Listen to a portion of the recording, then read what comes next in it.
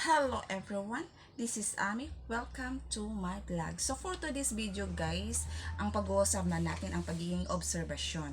So, pagiging obserbasyon ang pinaka-importante para maging improve.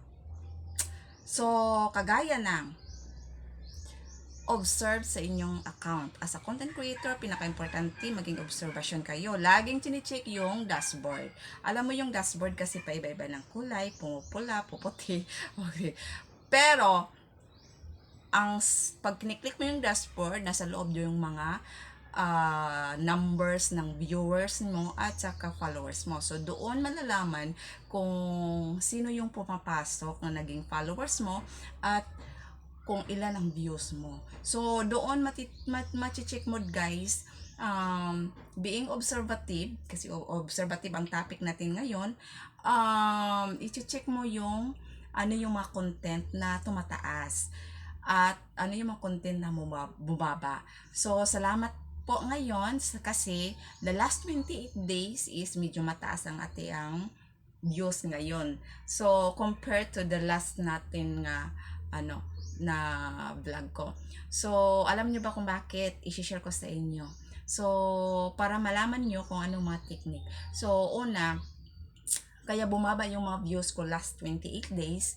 Alam niyo ba kung bakit?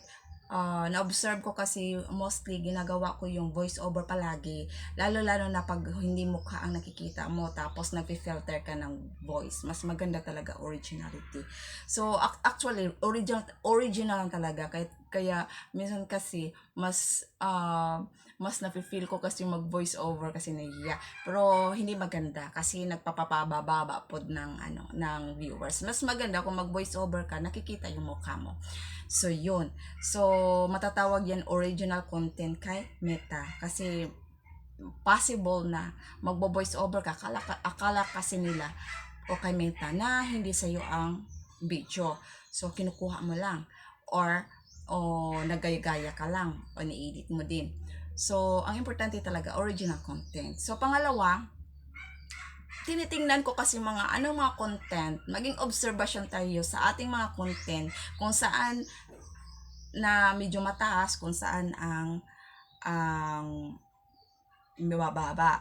So, sa akin guys, ang pagiging vlogger ko is more on informative or minsan sa mga kusina, sa luto-luto. Pero alam nyo guys, tinitingnan ko din kung saan ako bagay. Kung halimbawa kung yung nest mo ay informative, doon ka, o kung mataas ang views mo, doon ka. Pero kung ang vlog mo is medyo mataas ka sa sa mga prank, mga comedy or funny videos, doon ka din, doon mo i-focus para ma-meet mo yung ni Meta, algorithm boost. Tapos yung pagiging charity, so wala naman ako doon kasi wala pa akong pera. So next, yun, depende kasi yan sa So sa akin lang, yan ang observation ko. Kung mayroon kayong natututo sa aking video, pakishare naman po sa ibang mga content creator dyan. At ito ay, kung anong nalalaman ko, ay nalalaman no rin nila. Kumbaga, kung my knowledge is my power. So, thank you guys for supporting me, and don't forget to like my video and subscribe.